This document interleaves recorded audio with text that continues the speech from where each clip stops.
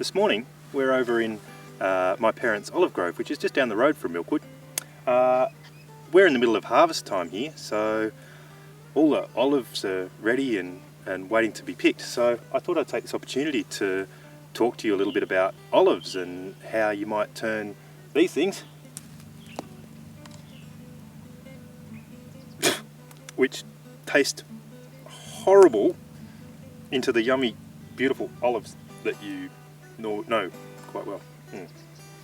Fresh olives have to be one of the most disgusting things you can possibly eat, as I just reaffirmed to myself. But once you pickle them, they're absolutely fantastic. These ones here, you can tell the difference. This one here, black one, looks black, looks ripe. It's not really. When they're ripe, if you cut through them with a knife, they are black all the way to the core. When they're just like this, they're perfect to pickle and turn into the green olives that you're used to.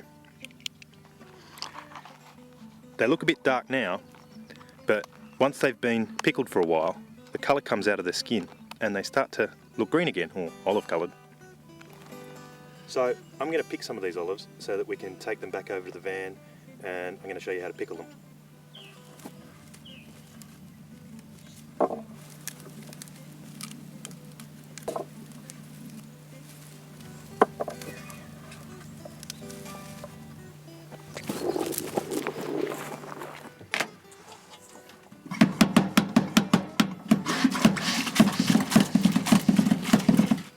So, after you've got your olives, either you picked them off a tree or you bought them from a grocer or market or somewhere, better give them a wash first, because these ones, they're straight off the tree, so they've got a bit of dirt on them. Give them a good rinse. We're going to make these olives edible by leaching out the oleripins, I think they're called. They're basically the toxic chemicals that the olive uses to protect itself from getting eaten by insects and birds and other animals. So we have to leach those chemicals out somehow. Now, those chemicals are all water soluble. Basically, we're leaching them out by soaking them in water.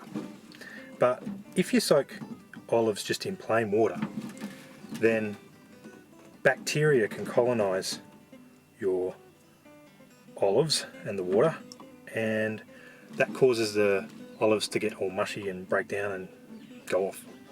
Salt stops bacteria growing, but it'll allow yeasts to grow, and those yeasts ferment the olives and make them even more tasty. So all those olives that you buy in the shop, they're usually, 99% of the time, fermented olives. And once you've given them a good rinse, drain them out, and I'll show you how to make your brine solution that we're going to pickle the olives in. So, you'll need a few things. A nice big jar, like this. A good sturdy lid. Some salt. Something to keep the olives below the water level. I've just got a piece of, it's called gutter guard. It's a piece of plastic that people around here use. They put it in their gutters to stop leaves getting in, but it'll work really well for this job. And an egg. What's the egg for? The egg is to test how salty our water is. We need to get the water salty enough so that no bacteria can grow. And you don't want it too salty, because that salt's going to go into the olives, and the more salt that's in them, the longer you'll have to leach that salt out with fresh water before you eat them. The best way, or the easiest way, to test is by using an egg. An egg, a normal, fresh, healthy chicken's egg, will float in a 10% salt solution. If we fill our container up with plain water, our egg should sink. If if I keep adding salt until the egg floats, we know we've got at least 10% salt to water. If you've got a pair of scales handy, you can also do it that way. If you've got 1 litre of water, you'll need approximately 100 grams worth of salt.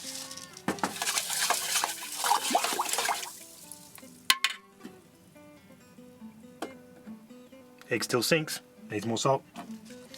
You don't have to be too exact. As long as you get over about 6%, then the bacteria won't grow and your olives won't go off.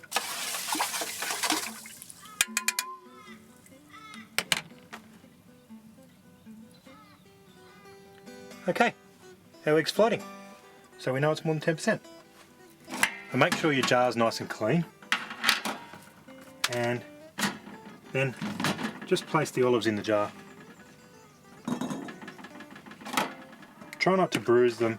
I mean, any fruit that bruises will more likely to come out a bit soft after the pickling process. After a few months, you start to get some interesting things happen. Firstly, the fermentation process produces 2 byproducts. One is carbon dioxide and the other is alcohol. So you might find that when you open the jar to check them, that there's a little bit of a smell of beer, and you might also find that there's a froth or bubbly froth on top of the water, of course for the carbon dioxide coming out. It's a good idea to open your olives every so often just to let out that excess carbon dioxide, and if you like, to change the brine solution. The more often you change the brine solution, the quicker the nasty tasting chemicals will come out of the olives. So your olives could be ready in as little as 3 months, but usually probably about 6 months.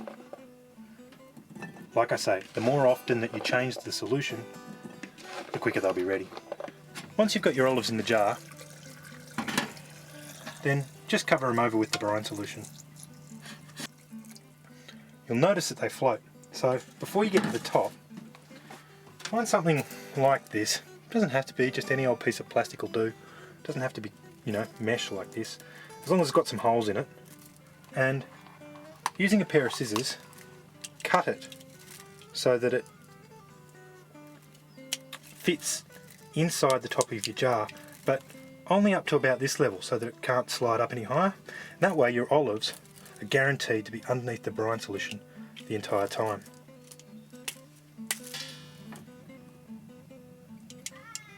Okay.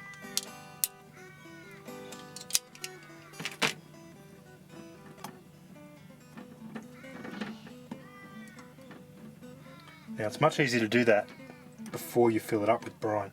Once you fill it up with brine, those olives will keep trying to float to the top. There's almost nothing you can do to stop them. So once you've got your little mesh in there, then fill the olives right up to the top. You can see that the olives can't float to the surface. The water goes up above them. Once you've got your jar topped up with water, screw the lid on tight and put it away somewhere safe, because you're going to have to wait a while. But I'm lucky, last year we already did some.